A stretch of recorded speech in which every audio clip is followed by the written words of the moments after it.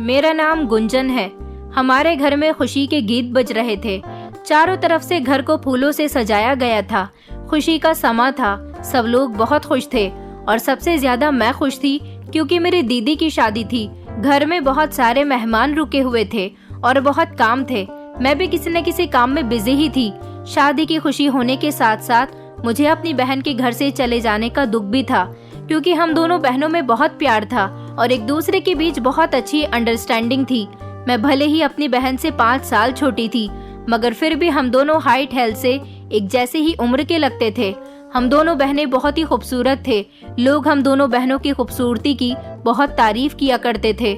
हम 2 बहनें थे जबकि हमारे 3 भाई थे और तीनों ही भाई हम दोनों बहनों से छोटे थे। अपनी दीदी के इस घर से चले जाने के बारे में सोच कर मुझे बहुत रोना आ रहा था। वो सिर्फ कल तक की ही मेहमान थी क्योंकि कल को उनकी बारात आने वाली थी और वो हमेशा हमेशा के लिए अपने ससुराल जाने वाली थी। मेरी मम्मी का कहना था कि दीदी की शादी के 1 साल बाद वो मेरी भी शादी कर देंगी, मगर मैं अभी शादी नहीं करना चाहती थी क्योंकि मैं जॉब करना चाहती थी। मेरी बहन का जिस घर में रिश्ता लगा था वो लोग बहुत ही अच्छे थे और मेरे जीजू तो बहुत ही स्मार्ट हैं। उनकी मम्मी पापा मेरी दीदी से बहुत प्यार किया करते थे। मेरी दीदी का रिश्ता 3 महीने पहले से लगा हुआ था। उनकी शादी की सारी शॉपिंग भी उनकी सास ने खुद उनको अपने साथ ले जाकर करवाई थी। आखिर मेरी दीदी उनकी इकलौती बहू थी, इसलिए वो हर चीज मेरी दीदी की पसंद की ही लेकर आई थी। हम लोग दीदी के साथ हल्दी की रस्म कर रहे थे। मेरी दीदी का मूड ठीक नहीं था। दरअसल मेरी दीदी किसी और से प्यार करती थी। वो लड़का हमारे मोहल्ले में ही रहता था। दीदी की मोहब्बत के चर्चे तो पूरे मोहल्ले में हो गए थे। हमारे यहाँ मोहब्बत करने वाले लोगों को गलत समझा जाता है, जबकि लव मैरिज करना कोई गलत बात नहीं है। लव मैरिज करने वाले लोगों को लोग जीने नहीं देते, उन्हें गलत समझते हैं। मेरी दीदी जिस लड़के से प्यार करती थी उसके साथ उनका अफेयर पिछले 5 साल से था। ये बात जब मेरे मम्मी पापा को पता चली तो उन लोगों ने दीदी पर बहुत डांट लगाई थी। यहाँ तक कि उस लड़के की वजह से पापा ने दीदी पर हाथ भी उठा लिया था। दीदी तो जिद पर अड़ी हुई थी कि उन्हें उसी लड़के के साथ शादी करनी है। मेरे पापा बहुत ही इज्जतदार आदमी थे। जब उन्हें दीदी के इस अफेयर के बारे में पता चला था तो उन्हें बहुत गुस्सा आया था। वो किसी न किसी तरह दीदी की इस बात को दबा देना चाहते थे, मगर दीदी ने किसी की नहीं सुनी और वो लगातार उस लड़के से मिलती रही। मैंने भी दीदी से कई बार मना किया था, उन्हें समझाने की बहुत कोशिश की थी कि आपकी शादी पापा कभी इस लड़के के साथ नहीं होने देंगे, क्योंकि उस लड़के की अभी तक जॉब नहीं लगी थी। वो 25 साल का हो गया था, फिर भी अपने पिता की कमाई पर ही अपना गुजारा कर रहा था, जबकि हमारे यहाँ भगवान का दिया सब कुछ था। मेरे पापा ने मेरे भाइयों को उनकी पढ़ाई पूरी होते ही अपने पास दुकान पर रख लिया था, जबकि मेरे बड़े भैया जॉब किया करते थे। मेरे पापा दीदी की शादी किसी ऐसे लड़के के साथ नहीं करना चाहते थे जो मेहनत करना ही नहीं जानता हो। आजकल शादी के बाद 100 खर्चे होते हैं, मगर वो लड़का इस बात को नहीं समझ रहा था। कहने को तो हमारे घर रिश्ता भेजने के लिए भी तैयार था, लेकिन पापा को दीदी की शादी उस घर में करनी ही नहीं थी, क्योंकि उस लड़के का बहुत बड़ा परिवार था और हर दूसरे तीसरे दिन भाइयों में आपस में लड़ाई झगड़ा होता रहता था। ये बात मेरे पापा को क्या, पूरे मोहल्ले को ही बहुत बुरी लगती थी। जिस घर के लोगों से मेरे पापा नफरत करते थे, आखिर वो उस घर में अपनी बेटी की शादी कैसे कर सकते थे। दीदी का अफेयर उस लड़के के साथ था, ये बात पूरे मोहल्ले को पता चल गई थी, जिस वजह से मेरी दीदी की बहुत बदनामी हो रही थी, क्योंकि लोग हम लोगों को बहुत अच्छा समझते थे। जब उन लोगों को मेरी दीदी के बारे में पता चला तो लोग हमारी अच्छाइयों को भूल गए थे और मेरी दीदी को बदनाम करने लगे थे। मेरे पापा की भी मोहल्ले में काफी बेइज्जती होने लगी थी, क्योंकि लोग उनसे कहते थे कि आपकी बेटी जितनी शरीफ लगती थी उतनी निकली नहीं, उसने मोहल्ले के ही लड़के से चक्कर चला लिया। मेरे पापा लोगों की बातों को जैसे तैसे बर्दाश्त किया करते थे और अपने ईगो में आकर उन्होंने जबरदस्ती दीदी का उनकी मर्जी के बिना ही रिश्ता तय कर दिया। दीदी इस रिश्ते के लिए नहीं मान रही थी, वो तो उस लड़के के साथ ही शादी करना चाहती थी। लेकिन जब पापा ने उनसे कहा कि तुम्हें अपने पापा की जिंदगी प्यारी है या फिर उस लड़के से शादी करना, अगर तुमने मेरी मर्जी के मुताबिक शादी नहीं की तो तुम मेरा मरा हुआ मुंह देखोगी। ये बात सुनकर दीदी कमजोर पड़ गई थी और उन्होंने इस रिश्ते के लिए हाँ कर दी थी। हमें पक्का यकीन था कि धीरे धीरे दीदी उस लड़के को भूल जाएंगी जिससे वो प्यार किया करती थी, क्योंकि पापा ने उनके लिए बहुत अच्छा लड़का देखा था। लड़का बहुत सीधा साधा, संस्कारी और जॉब करने वाला लड़का था और लड़के का परिवार भी बहुत कम था। घर में सिर्फ 3 लोग ही थे। दीदी कहीं अपना फैसला बदल न दे, इसलिए पापा ने उनकी शादी जल्द से जल्द करने का फैसला कर लिया था। यही वजह थी कि उनकी शादी में हम लोगों ने सिर्फ 3 महीने का ही समय लगाया था। मेरे पापा तो अगले ही महीने शादी कर देना चाहते थे, लेकिन लड़के वालों ने हमसे तैयारी करने का थोड़ा टाइम मांगा था, इसलिए शादी 3 महीने तक बढ़ गई थी। दीदी ने रिश्ते के लिए हाँ कर दी थी और उनका मूड भी ठीक रहने लगा था। हम लोगों को यकीन हो गया था कि दीदी उस लड़की को पूरी तरह से भूल गई हैं। उन्होंने उसको अपने दिल से निकाल दिया है, क्योंकि जिससे उनकी शादी होने वाली थी वो उस लड़के से कई ज्यादा बेहतर है। मेरी दीदी ने अपने पेरेंट्स की मर्जी को अपनी मर्जी मानकर बहुत समझदारी दिखाई थी और इस वजह से सब लोग बहुत खुश थे। मगर अब उनकी शादी होने वाली थी तो मैं उनकी फीलिंग्स को अच्छी तरह से समझ सकती थी। उन्हें कहीं न कहीं अपनी मोहब्बत की याद जरूर आ रही होगी, तभी तो वो मुझे अपसेट लग रही थी। मेरी दीदी ने उस लड़के की वजह से बहुत मार खाई थी और अपने माता पिता की नजरों में भी वो बहुत गिर गई थी। मगर अब यहाँ शादी करने की वजह से मम्मी पापा के दिल से भी उनकी सारी नाराजगी दूर हो गई थी। अगले दिन मेरी दीदी की बारात आई थी और खुशी खुशी हम लोगों ने उनको विदा कर दिया था। मैं उनकी विदाई पर बहुत रोई थी। मेरे मम्मी पापा ने भी उनको सदा सुखी रहने का आशीर्वाद दिया था। मम्मी पापा के दिल से तो एक बहुत बड़ा बोझ उतर गया था, क्योंकि जब बेटी माता पिता की इज्जत के साथ खिलवाड़ करने लगती है तो माता पिता को अपनी जिंदगी बुरी लगने लगती है और वो चाहते हैं कि जैसे तैसे बस उनकी बेटी इज्जत से अपनी ससुराल चली जाए।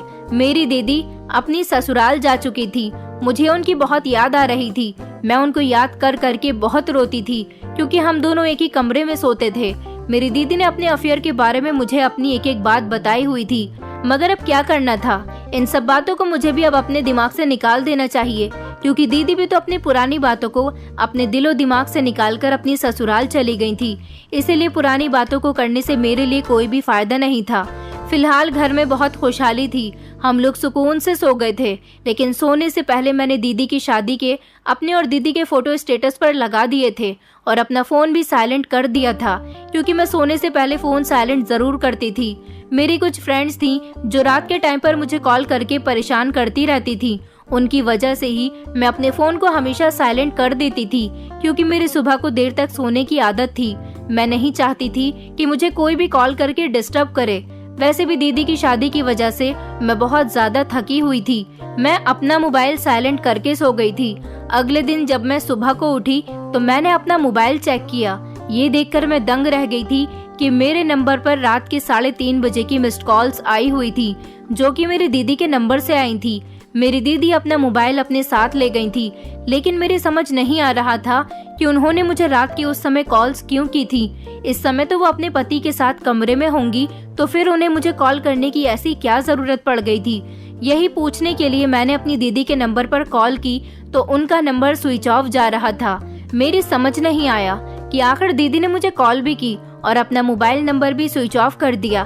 पता नहीं क्या बात थी, लेकिन मेरा दिल बहुत ज्यादा घबरा रहा था। मैं सुबह जब उठी और अपनी मम्मी के पास गई, हम दोनों माँ बेटी बैठे हुए नाश्ता कर रहे थे, जबकि मेरे पापा दुकान पर जा चुके थे और तीनों भाई भी अपने अपने काम से लग गए थे, क्योंकि शादी हो चुकी थी और सारे मेहमान भी सुबह सवेरे ही हमारे घर से चले गए थे, जबकि मैं दोपहर के 12 बजे सोकर उठी थी। मेरी मम्मी की आदत थी कि वो हमारे लिए नाश्ता बनाती थी तो खुद भी हमारे साथ ही नाश्ता किया करती थी। पहले तो हम तीनों माँ बेटी एक साथ बैठकर नाश्ता करते थे, लेकिन आज तो मैं दीदी को बहुत मिस कर रही थी। नाश्ते के टाइम पर हम दोनों माँ बेटी दीदी की ही बातें कर रहे थे। तभी मैंने बातों ही बातों में मम्मी को दीदी की कॉल्स के बारे में बताया, तो मम्मी कहने लगी कि तुम दोनों बहनें हमेशा एक साथ रहती थी ना, तुम्हारी बहन को तुम्हारी याद आ रही होगी, इसलिए उसने तुम्हें कॉल की होगी। ज्यादा परेशान होने की जरूरत नहीं है। सबसे अच्छी बात तो यह है कि वो अपनी ससुराल चली गई है। मैंने मम्मी से कहा, लेकिन मेरा दिल घबरा रहा है। कहीं दीदी को मुझसे कोई काम तो नहीं था या कोई इम्पोर्टेंट बात तो वो मुझसे नहीं करना चाहती थी। मम्मी कहने लगी, आखिर शादी की पहली रात उसे तुमसे कौन सा इम्पोर्टेंट काम पड़ जाएगा। तुम परेशान मत हो, वो इस समय सो रही होगी। वैसे भी नए पति पत्नी देर तक सोते हैं। तुम दोपहर के टाइम पर उसे कॉल करके पूछ लेना। मम्मी की बात सुनकर मेरे दिल को भी तसल्ली हो गई थी। मैंने सोचा था कि मैं दोपहर के 3 बजे दीदी को कॉल करके पूछूंगी कि वो रात मुझे कॉल्स क्यों कर रही थी, और इसी बहाने उनके हालचाल भी ले लूंगी। मुझे दीदी की बहुत याद आ रही थी। मैं उनसे बात करने के लिए बहुत एक्साइटेड हो रही थी, क्योंकि मैं पूछना चाहती थी कि आखिर उनकी जिंदगी की नई नई शुरुआत कैसे हुई, उनका ससुराल कैसा है, जीजू कैसे हैं और उनका ससुराल जाने के बाद किस तरह से वेलकम किया गया। दोपहर के 3 बजे तो मैंने दीदी को कॉल लगाई थी, लेकिन अभी भी दीदी का नंबर स्विच ऑफ जा रहा था। फिर मैंने शाम के टाइम पर उनको कॉल लगाई, मगर लगातार उनका मोबाइल नंबर स्विच ऑफ ही जा रहा था। मैं बहुत ज्यादा परेशान हो रही थी, इसलिए मैंने मम्मी से कहा कि आप दीदी की सास को फोन लगाओ और उनसे कहो कि वो हमारी बात दीदी से करवा दे। मेरी मम्मी ने दीदी की सास को जब फोन लगाया तो उन्होंने 3-4 बार कॉल करने पर भी मम्मी की कॉल रिसीव नहीं की थी, लेकिन हम लोग जब लगातार उन्हें कॉल करते रहे तो उन्होंने कॉल रिसीव कर ली थी। मम्मी ने पहले तो उनके हालचाल पूछे और उसके बाद कहने लगी कि शीतल फोन नहीं उठा रही, आप उससे जरा हमारी बात करवा दें। तो ये सुनकर उसकी सास कहने लगी कि शीतल अभी अपने कमरे में अपने पति के साथ बिजी है, मैं उसके कमरे में नहीं जा सकती, ऐसे अच्छा नहीं लगता। नई नवेली दुल्हन के कमरे में सास नए कपल्स को जाकर डिस्टर्ब करे, इसलिए उन्होंने कहा था कि वो दीदी से हमारी बात थोड़ी देर में करवा देंगी। मेरी मम्मी दीदी की सास की बात अच्छी तरह से समझ गई थी, इसलिए उन्होंने मुझे भी समझाने की कोशिश की कि अभी उसकी नई नई शादी हुई है, वो अपने पति के साथ बिजी है, इसलिए उससे बात करने की जिद मत करो, हम कल को उसे फोन कर लेंगे या फिर वो खुद फ्री होगी तो हमें कॉल कर लेगी। मैं भी खामोश हो गई थी और अपने काम में बिजी हो गई थी, लेकिन 2 दिन की जगह 3 दिन गुजर गए थे। ना तो दीदी ने हमें कॉल की थी और ना ही दीदी को हमने कोई कॉल की थी, क्योंकि हम लोग दीदी के ही कॉल का वेट कर रहे थे, मगर अब मुझसे बर्दाश्त नहीं हो रहा था। मैंने मम्मी से कहा था कि आखिर दीदी से हमारी बात क्यों नहीं हो पा रही है, मैं उनको बहुत मिस कर रही हूँ और मुझे किसी भी तरह उनसे बात करनी है। पापा भले ही दीदी से पहले बहुत गुस्सा हुआ करते थे, मगर दीदी के जाने के बाद उनको भी दीदी की बहुत याद आ रही थी। पापा ने कहा था कि मैं शीतल को कॉल करके कहता हूँ कि वो अपने पति के साथ हमारे घर आ जाए। मैं इस बात से बहुत खुश हुई थी। पापा ने जीजू के नंबर पर कॉल लगाई तो जीजू ने कहा कि शीतल अभी बिजी है, वो 1 घंटे के बाद दीदी से हमारी बात करवा देंगे, मगर 1 घंटा हो गया था, जीजू की तरफ से कोई रिस्पांस नहीं आया था। फिर पापा ने जीजू का नंबर डायल किया तो जीजू का नंबर भी स्विच ऑफ जा रहा था। उसके बाद पापा ने मेरी दीदी के ससुर को कॉल लगाई तो उनका भी नंबर नहीं लग रहा था। मेरी दीदी की शादी को 4 दिन गुजर गए थे, मगर हमारा उनसे कोई कांटेक्ट नहीं हो पा रहा था। मेरा दिल बहुत घबरा रहा था और ऐसे ही कुछ कंडीशन मेरी मम्मी की भी थी। समझ नहीं आ रहा था क्या दीदी हमसे बात नहीं करना चाह रही हैं या फिर उनके ससुराल वाले हमसे उनकी बात नहीं करवाना चाह रहे। आखिर इतना भी क्या बिजी होना, जब लड़की की शादी होती है तो वो अपने मायके वालों को बार बार कॉल करती है और शुरू में तो लड़की अपने पति के साथ अपने मायके आती जाती भी रहती है। मेरी दीदी की शादी को 4-5 दिन गुजर गए थे, फिर भी ना तो उन्होंने हमसे कांटेक्ट किया था और ना ही वो हमारे घर पर आई थी। कुछ समझ नहीं आ रहा था कि क्या किया जाए, इसलिए हम सब लोगों ने प्लान बनाया था कि हम सब एक साथ मिलकर दीदी के घर जाएंगे, लेकिन पापा ने कहा कि अभी उनके पति ऑफिस में होंगे, इसलिए हम लोग रात को चलेंगे। मम्मी, पापा, मैं और मेरा सबसे छोटा भाई, हम 4 लोग दीदी के घर जाने के लिए तैयारी कर रहे थे। मैंने अपने कपड़े भी इस्त्री करके हैंगर पर लटका दिए थे और मैंने सोच लिया था कि जब मैं दीदी की ससुराल जाऊंगी तो उनकी सास से परमिशन लेकर आऊंगी कि मेरी दीदी 2-3 दिन हमारे घर पर गुजारे। शाम के 6 बज रहे थे। पापा और दोनों भाई दुकान से आ चुके थे। मैंने सबके लिए चाय बनाई और हम सब लोग बैठकर चाय पी रहे थे। तभी अचानक पापा का मोबाइल बजने लगा। पापा ने जैसे ही अपना मोबाइल देखा तो उनके चेहरे पर मुस्कुराहट आ गई थी। पापा कहने लगे कि लो भाई, तुम्हारी दीदी की कॉल आ ही गई। आखिरकार शीतल को हमारी याद आ गई। कॉल तो दीदी के ससुर के नंबर से आई थी, मगर हमें उम्मीद थी कि जरूर ये कॉल दीदी ने ही की होगी। पापा ने एक्साइटेड होते हुए जब कॉल रिसीव की तो पापा शॉक्ड रह गए थे। पापा को इस तरह से शॉक देखकर हम लोगों का भी दिल दहल गया था, क्योंकि पापा अचानक अजीब अजीब से रिएक्शन दे रहे थे और बहुत ज्यादा घबराए हुए लग रहे थे। उनके चेहरे पर पसीना भी आने लगा था। पापा ने जैसे ही मोबाइल बंद किया तो वो अपना सर पकड़कर बैठ गए थे। हमने पापा से पूछा कि आखिर आपके फोन पर क्या बात हुई है, तो जो पापा ने हमें बताया उसने तो हमारे होश उड़ा दिए थे। पापा ने बताया था कि शीतल के ससुर कह रहे हैं कि शीतल की मौत हो गई है। ये खबर हमारे लिए किसी बिजली की तरह थी, जिसने हमारे पूरे शरीर में करंट दौड़ा दिया था, क्योंकि हम सब लोगों को यकीन नहीं आ रहा था। मेरी जो बहन 5 दिन पहले विदा होकर यहाँ से खुशी खुशी अपने ससुराल गई थी, अचानक उसकी मौत की खबर सुनकर हम लोग शॉक्ड रह गए थे। आखिर ऐसा कैसे हो सकता है? मेरी मम्मी की कंडीशन भी अजीब सी हो गई थी। हमें लगा कि ये झूठ है, ऐसे ही दीदी के ससुर ने मजाक में कह दिया होगा, मगर कोई इतना बड़ा मजाक कैसे कर सकता है? हम लोगों को कुछ समझ नहीं आ रहा था, इसलिए हम लोग जल्द से जल्द दीदी के घर के लिए निकल गए। जब हम लोग दीदी के घर गए तो घर में सारे मेहमान भरे पड़े थे। घर का माहौल भी अजीब सा हो रहा था, क्योंकि जो लोग आए हुए थे वो रो रहे थे, उनकी आंखों में आंसू थे। जीजू भी एक तरफ खामोश खामोश से बैठे थे, उनकी आंखों में नमी थी। दीदी की सास की हालत भी बहुत खराब थी, बाल बिखरे हुए थे, दुपट्टा एक साइड को पड़ा था। वो बुरी तरह से अपनी बहू शीतल शीतल चिल्ला चिल्ला कर रो रही थी। उनके घर का माहौल देखकर तो हमें भी घबराहट होने लगी थी और हमारी आंखों में भी आंसू आ गए थे। लेकिन मेरी दीदी कहाँ थी? वो जिंदा थी या नहीं? अगर वो जिंदा थी तो वो कहाँ थी, और अगर वो मर चुकी थी तो फिर उनकी डेड बॉडी कहाँ थी? क्योंकि घर में तो कहीं पर भी मुझे अपनी दीदी की डेड बॉडी नजर नहीं आ रही थी। मैं इसी तरह अपनी दीदी के कमरे में चली गई, वहाँ पर भी कोई नहीं था। थोड़ी देर के बाद दीदी की सास ने मेरे मम्मी पापा से बात की, क्योंकि वो थोड़ा अपनी बहू के गम से बाहर निकली थी। उन्होंने कहा कि अच्छा हुआ जो आप लोग आ गए, हम लोगों पर तो एक बहुत बड़ी मुसीबत आ गई।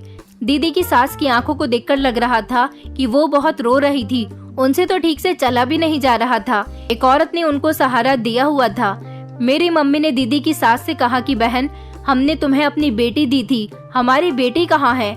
आपके पति का फोन आया था कि हमारी बेटी इस दुनिया से जा चुकी है, कहाँ है हमारी बेटी? मेरी माँ चिल्लाई तो वो कहने लगी कि आपकी बेटी सच में इस दुनिया से जा चुकी है और उसका हमने अंतिम संस्कार भी कर दिया है। इस बात को सुनकर हम लोग बहुत हैरान हुए थे। मैंने दीदी की सास की बात सुनकर उनसे कहा कि आपका क्या मतलब है कि अंतिम संस्कार भी कर दिया गया है? आप लोगों को हमारे आने का इंतजार तो करना चाहिए था, इतनी जल्दी आप लोग उनका अंतिम संस्कार कैसे कर सकते हैं? तो वो कहने लगी कि हाँ बेटी, तुम्हारी बहन की यही ख्वाहिश थी। मैंने कहा कि मेरी दीदी की ख्वाहिश, आखिर आपको हो क्या गया है? मेरी दीदी की कौन सी ख्वाहिश, और आप लोग क्या कहना चाह रहे हो? दीदी की सास से तो ढंग से बोला भी नहीं जा रहा था। उनकी सास ने हमें बैठ जाने के लिए कहा और कहने लगी कि शीतल हमारे साथ बहुत अच्छी थी, शादी के बाद 3 दिन उसके बहुत अच्छे गुजरे थे, मगर ना जाने क्यों हम उसे जब भी आप लोगों से बात करने के लिए कहते वो मना कर दिया करती थी। आप लोग बार बार हमसे फोन करके कहते थे कि शीतल से बात करवा दो, मगर वो तो आपसे बात करना ही नहीं चाहती थी। जबकि मेरे बेटे ने शीतल से ये भी कहा था कि तुम मेरे साथ अपने मायके चलो, तो उसने आपके घर जाने से भी साफ इनकार कर दिया था। उसका कहना था कि वो अपने घर वालों से नहीं मिलना चाहती, यहाँ तक कि उनकी शक्ल भी नहीं देखना चाहती। वो कह रही थी कि मैं अब इस घर में आ गई हूँ तो यही मेरा घर है। मगर एक बात बहुत अजीब थी, आपकी बेटी ने मेरे बेटे को स्वीकार नहीं किया था, वो मेरे बेटे के करीब भी नहीं जाती थी। इन 3 दिनों में अब तक उसने मेरे बेटे के साथ कोई बातचीत नहीं की थी। मेरा बेटा खुद ही उससे बातचीत करता था, मगर आपकी बेटी मेरे बेटे से उखड़ी उखड़ी रहती थी। मेरा बेटा आपकी बेटी को आपके घर लाकर ये बात आप सब लोगों के सामने करना चाहता था कि आखिर शीतल मेरे बेटे को एक्सेप्ट क्यों नहीं कर रही है, मगर आपकी बेटी ने मेरे बेटे को बताया कि वो किसी और से प्यार करती थी और आप लोगों ने जबरदस्ती उसकी शादी इस घर में करवा दी। तो वो इसलिए आप सबसे नाराज है, इसलिए वो कुछ भी करके आप लोगों से कोई कांटेक्ट नहीं रखना चाहती थी। लेकिन कल रात तो शीतल ने हद ही कर दी। जिस दिन से शादी हुई है मेरा बेटा दूसरे कमरे में सो रहा है, क्योंकि आपकी बेटी उसे अपने करीब ही नहीं आने देती। सुबह जब मेरा बेटा अपने कमरे में अलमारी से अपने कपड़े निकालने लगा तो ये देखकर दंग रह गया कि शीतल बेहोश पड़ी हुई थी और उसके मुंह से झाग निकल रहे थे। उसने शोर मचाकर हम दोनों को भी बुला लिया। जब हमने उसे देखा तो शीतल सच में बहुत बुरी हालत में थी और उसकी सांस भी नहीं चल रही थी, लेकिन उसके हाथ में एक लेटर था। उसने उस लेटर में लिखा हुआ था कि मैं अपने माता पिता से बहुत नाराज हूँ, उन्होंने मेरी शादी मेरे पसंद के मुताबिक नहीं करवाई और जहाँ उन्होंने मेरी शादी करवाई है इस लड़के के साथ मेरा दिल नहीं मिलता, तो फिर मैं इसके साथ सारी जिंदगी कैसे गुजारूंगी? मैं ऐसी जिंदगी नहीं जी सकती जहाँ पर मेरे माता पिता ही मेरे अपने नहीं हैं। मैं इसीलिए जहर खाकर अपनी जान दे रही हूँ। जिस इंसान को मैं पसंद नहीं करती ऐसे इंसान के साथ जिंदगी गुजारने से बेहतर है कि मैं मौत को गले लगा लूं। लेकिन मेरी ख्वाहिश है कि मेरे घर वालों को बाद में मेरे मरने की खबर दी जाए। उससे पहले ही मेरा अंतिम संस्कार कर दिया जाए, क्योंकि मैं अपने परिवार वालों को अपनी मरी हुई शक्ल भी नहीं दिखाना चाहती। ये कहकर दीदी की सास खामोश हो गई थी और फूट फूट कर रोने लगी। मम्मी पापा ने तो इस बात पर अपना दिल ही पकड़ लिया था और वो लोग बहुत ज्यादा रोने लगे थे, मगर ना जाने क्यों मेरा दिल उनकी सास की बात मानने को तैयार ही नहीं था। मैंने दीदी की सास से कहा कि आपने जो भी कहा है वो सही है। दीदी जरूर किसी से मोहब्बत करती थी, मगर जब से उनका रिश्ता आपके बेटे के साथ लगा था वो अपने दिलो दिमाग से उस लड़के को निकाल चुकी थी। और दीदी मम्मी पापा से नाराज हो सकती हैं, मगर मुझसे नाराज नहीं थी। उन्होंने शादी की पहली रात को रात के 3:30 बजे मुझे कॉल्स की थी।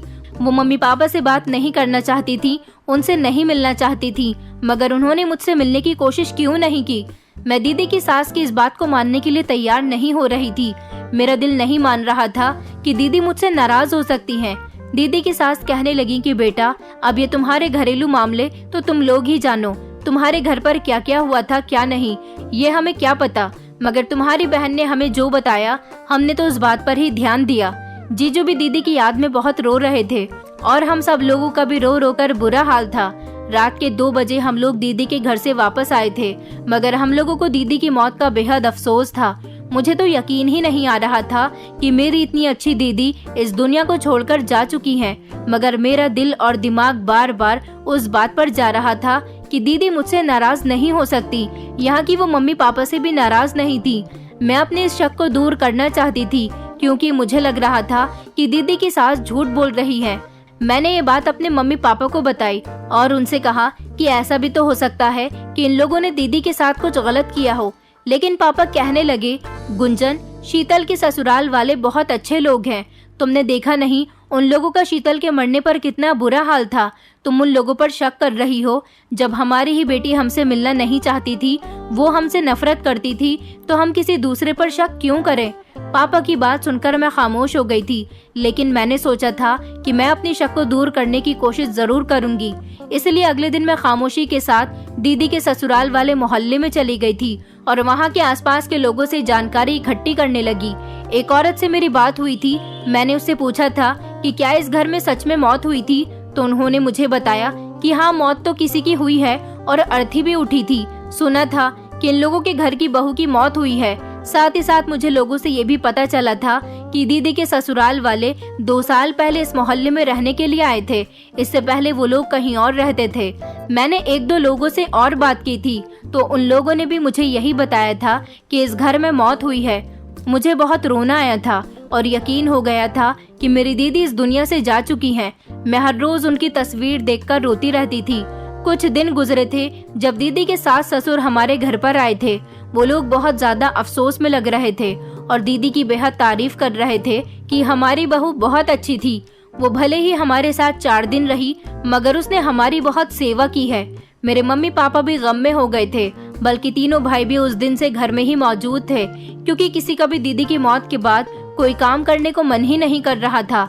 दीदी की सास ने मुझे बुलवाया था और अपने पास बैठा लिया। कहने लगी कि तुम मुझे बहुत पसंद हो, तुम्हें देखकर मुझे अपनी बहू की याद आ जाती है। मुझे अपनी बहू की बहुत याद आ रही थी, इसलिए मैंने सोचा कि मैं तुम्हारे घर आ जाती हूँ और तुम्हें देख लेती हूँ। बस तुम्हें देखकर ऐसा लग रहा है जैसे मेरी बहू ही सामने बैठी हुई है। उनकी बात सुनकर मेरी आंखों में आंसू आ गए थे। मेरी दीदी की सास सच में बहुत अच्छी थी। उनका नेचर पहले भी ऐसा ही था, मगर ना जाने क्यों इन लोगों को देखकर मुझे अब घबराहट महसूस होने लगी थी। थोड़ी देर के बाद मुझे मम्मी ने कमरे में जाने का इशारा कर दिया था और मैं अपने कमरे में आ गई थी। जब वो लोग चले गए तो मुझे पता चला कि दीदी के सास ससुर जीजू के लिए मेरा रिश्ता मांगने के लिए आए थे, क्योंकि मम्मी पापा मेरी शादी जीजू के साथ करवाने के लिए मुझे राजी करना चाहते थे। लेकिन मैंने उन्हें साफ मना कर दिया कि मैं उनसे शादी नहीं कर सकती थी। भला जिस घर में मेरी दीदी की मौत हो गई है, मैं उस घर में दुल्हन बनकर कैसे जा सकती हूँ। मेरे मम्मी पापा ने काफी जोर दिया था कि तुम वहाँ पर बहुत खुश रहोगी, लेकिन मेरा दिल नहीं मान रहा था। मैं जीजू से शादी नहीं कर सकती थी और मैंने साफ इनकार कर दिया था। मेरी मर्जी नहीं थी, इसलिए मम्मी पापा ने दीदी के सास ससुर से भी मना कर दिया था। इस तरह वो बात तो जैसे तैसे दब गई थी। लेकिन उसके बाद हम लोगों ने दीदी के ससुराल वालों से कोई कांटेक्ट नहीं किया, क्योंकि अब हमारी दीदी ही जिंदा नहीं रही थी, तो हम उनके ससुराल वालों से कोई भी रिश्तेदारी जोड़कर क्या करते। दिन इसी तरह से गुजर रहे थे और मेरी दीदी की मौत को 5 महीने गुजर चुके थे। मैं हर रात हर दिन अपनी दीदी को याद करती रहती थी। मम्मी पापा भी उनको बहुत याद करते थे, क्योंकि सब लोग ही ये बात एक्सेप्ट कर चुके थे कि दीदी इस दुनिया से जा चुकी है। जबकि मम्मी पापा तो दीदी की मौत पर बहुत शर्मिंदा भी हो रहे थे, क्योंकि उनकी बेटी उनसे नाराज थी। मैं अभी शादी नहीं करना चाहती थी। मैंने अपने मम्मी पापा को साफ साफ बोल दिया था कि मैं जॉब करना चाहती हूँ, इसलिए मैंने जॉब पर जाना शुरू कर दिया था। मुझे जॉब पर जाते हुए 1 महीना गुजर गया था। एक दिन मैं अपने ऑफिस में बैठी हुई काम कर रही थी, जब अचानक मेरे फोन की रिंग बजने लगी। जैसे ही मैंने कॉल अटेंड की तो फोन पर कोई लड़की बोल रही थी और बुरी तरह से रो रही थी। मुझे सिर्फ सिसकियों की आवाज आ रही थी। मैं बार बार हेलो हेलो बोल रही थी, मगर कोई बोल ही नहीं रहा था। मैंने कहा, बोलो ना, आप कौन हो? ठीक है, नहीं बोलना तो मैं मोबाइल बंद कर देती हूँ। मैंने इतना ही कहा था कि वापस मुझे फोन पर एक आवाज सुनाई दी थी। वो आवाज एक ऐसी आवाज थी जिसने मेरे पैरों तले से जमीन निकाल दी थी। सामने फोन पर बोलने वाली लड़की ने मुझसे कहा था, गुंजन, मैं बोल रही हूँ, शीतल, तुम्हारी दीदी। ये बात सुनकर मेरे होश उड़ गए थे और मेरी आंखों में आंसू आ गए थे। मैंने कहा, कौन? तो दोबारा से यही बात दोहराई गई थी। ये आवाज सच में मेरी दीदी की आवाज थी। दीदी की आवाज सुनकर मैं फूट फूट कर रोने लगी थी और उनसे कहने लगी, दीदी, क्या ये सच में आप बोल रही हो? तो वो कहने लगी कि हाँ गुंजन, मैं ही बोल रही हूँ। मैंने दीदी से कहा, लेकिन आप तो मर। ये कहकर मैं खामोश हो गई थी। दीदी कहने लगी, गुंजन, मैं तुमसे मिलना चाहती हूँ। दीदी ने मुझे एड्रेस बताया था और कहा था कि 1 घंटे के बाद तुम मुझे इस एड्रेस पर आकर मिलो। मैं ऑफिस से छुट्टी लेकर इस एड्रेस पर दीदी से मिलने के लिए पहुंच गई थी, लेकिन साथ ही साथ मुझे ये भी डर था कि कहीं कोई मुझे दीदी की आवाज से बेवकूफ तो नहीं बना रहा, क्योंकि दीदी तो इस दुनिया से जा चुकी हैं और फोन पर बोलने वाली लड़की की आवाज भी बिल्कुल दीदी के जैसे ही लग रही है। लेकिन फिर भी मैं भगवान का नाम लेकर इस एड्रेस पर चली गई थी। इस बारे में मैंने अपने घर वालों में से किसी को भी कुछ नहीं बताया था। ये एक होटल के कमरे का एड्रेस था। मैं जब इस कमरे तक पहुंची और कमरे का दरवाजा बजाने लगी, जैसे ही दरवाजा खुला तो मेरी आंखें फटी की फटी रह गई थी, ये देखकर कि सामने कोई और नहीं बल्कि मेरी दीदी ही खड़ी हुई थी और वो बिल्कुल सही सलामत और जिंदा थी। मैंने झट से दीदी को गले लगा लिया और उनको छूकर ये देखने की कोशिश कर रही थी कि वो बिल्कुल सही सलामत है और मैं कोई सपना तो नहीं देख रही हूँ। मगर ये हकीकत थी कि मेरी दीदी मेरे सामने थी। दीदी भी मुझे देखकर बहुत रो रही थी। दीदी मुझे पूरे 7 महीने बाद मिली थी। दीदी ने जल्दी से मुझे कमरे के अंदर किया और कमरे का दरवाजा बंद कर दिया था और मुझे बैठने के लिए कहने लगी। हम दोनों बहनें एक दूसरे के साथ गले मिलकर रो रहे थे। दीदी कहने लगी कि तुम मुझे देखकर इतनी हैरान क्यों हो रही हो? तुमने मुझे ढूंढने की भी कोशिश नहीं की गुंजन। मैं तुम लोगों से बहुत नाराज हूँ। मैंने कहा, दीदी, हमने आपको ढूंढने की कोशिश नहीं की या आप हम लोगों से मिलना ही नहीं चाहती थी, आप हमसे नाराज थी। दीदी मेरी बात सुनकर चौंक गई और कहने लगी कि मैं तुम लोगों से नाराज कब थी? तुम्हें नहीं पता गुंजन, मेरे साथ मेरे ससुराल वालों ने क्या किया है। दीदी की बात सुनकर मैं हैरान हुई थी कि वो अपने ससुराल वालों पर इल्जाम लगा रही थी। मैंने कहा, दीदी, आपके ससुराल वालों ने तो हमें बताया था कि आप इस दुनिया से जा चुकी हैं, बल्कि आपने सुसाइड की थी और सुसाइड नोट में आपने ये भी लिखा था कि आपका जल्द से जल्द अंतिम संस्कार कर देना है, क्योंकि आप अपने परिवार वालों का चेहरा तक नहीं देखना चाहती। दीदी कहने लगी, गुंजन, तुम नहीं जानती, मेरे ससुराल वाले बहुत खतरनाक लोग हैं। उन लोगों ने तुम्हें मेरे बारे में सब कुछ बिल्कुल झूठ बताया। मैं तुम्हें बताती हूँ कि मेरे साथ क्या हुआ था, मैं कहाँ गई थी और मैं यहाँ तक दोबारा कैसे पहुँची। दीदी ने मुझे अपनी कहानी बतानी शुरू की थी। दीदी ने बताया कि जब मैं विदा होकर अपनी ससुराल गई तो जितने भी मेहमान थे वो सब लोग अपने अपने घर चले गए थे और मुझे मेरे कमरे में भेज दिया गया था। लेकिन मैं काफी देर तक इंतजार करती रही, पर मेरा पति कमरे में आया ही नहीं था। रात के 2 बज रहे थे जब मेरी सास कमरे में आई और कहने लगी कि चलो उठो, तुम्हें जाना है।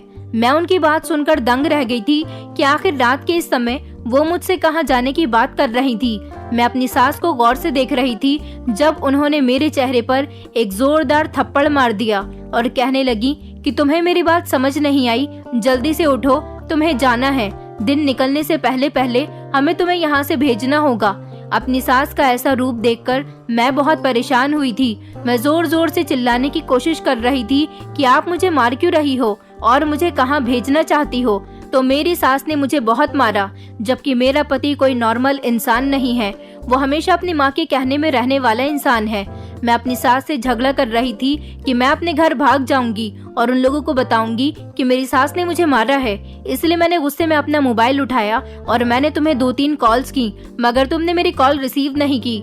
झगड़ते मैं तुम्हें कॉल करती गई ताकि तुम लोगों तक मेरी खबर पहुंच सके कि मैं मुसीबत में हूं, लेकिन मेरी सास ने एक झटके से मेरे हाथ में से मोबाइल छीनकर फेंक दिया और उसको तोड़ दिया। ये तीनों ही लोग किसी गैंग से जुड़े हुए हैं। इन लोगों ने मुझे खामोशी के साथ रात के अंधेरे में किसी कार वाले अमीर आदमी के साथ भेज दिया। मैं शोर भी नहीं मचा सकती थी क्योंकि उन्होंने मेरे हाथ पैर बांध दिए थे और मेरे मुंह पर भी कपड़ा बांध दिया था ताकि मैं आवाज ना निकाल सकूं।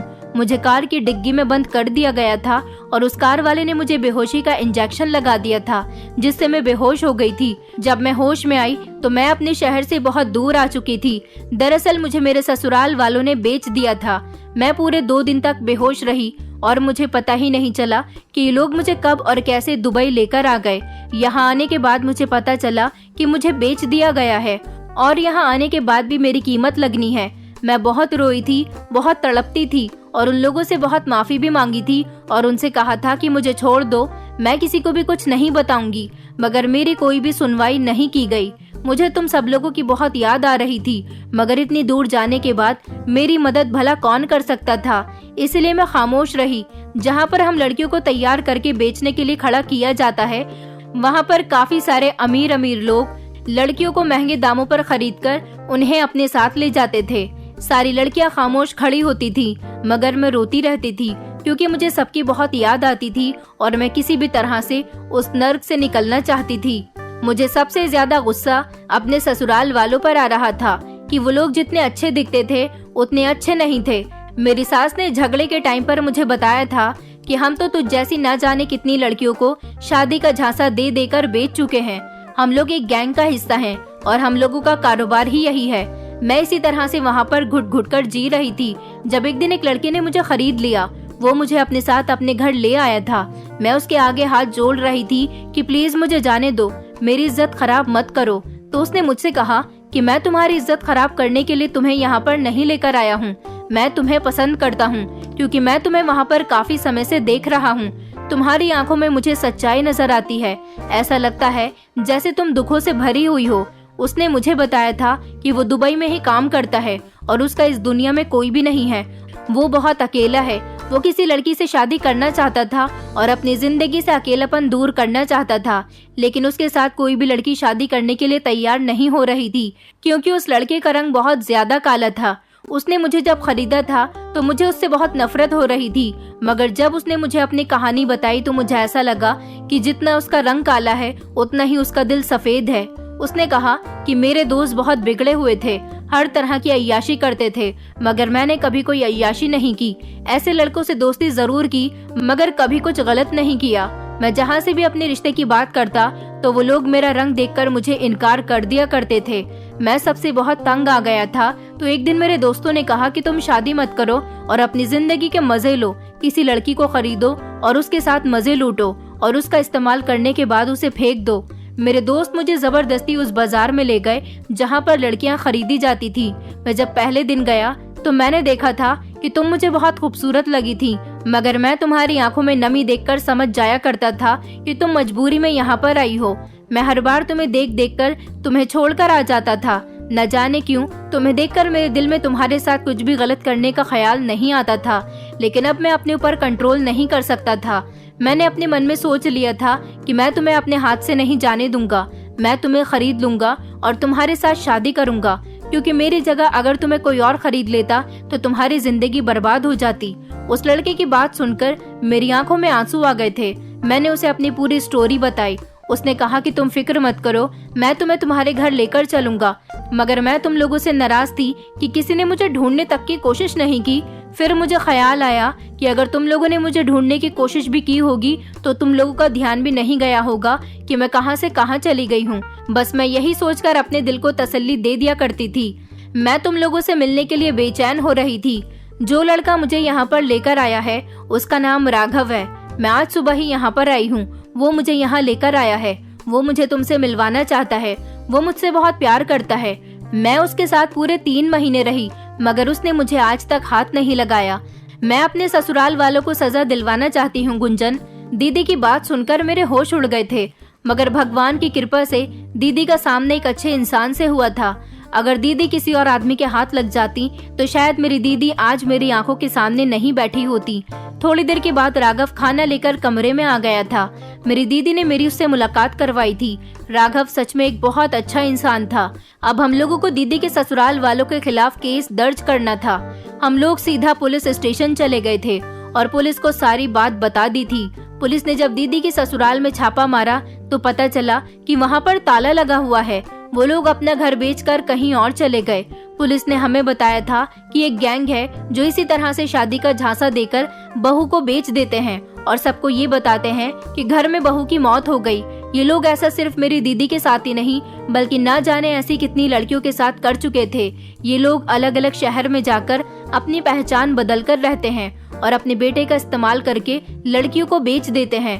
पुलिस स्टेशन में ऐसे कई लोगों के खिलाफ रिपोर्ट दर्ज की गई थी, लेकिन फाइनली पुलिस में मेरी दीदी की इन्फॉर्मेशन देने के बाद उन लोगों को पकड़ने में कामयाब रही थी, क्योंकि बेचने वाली कोई भी लड़की वापस नहीं आई जो पुलिस को इन्फॉर्मेशन दे सकती।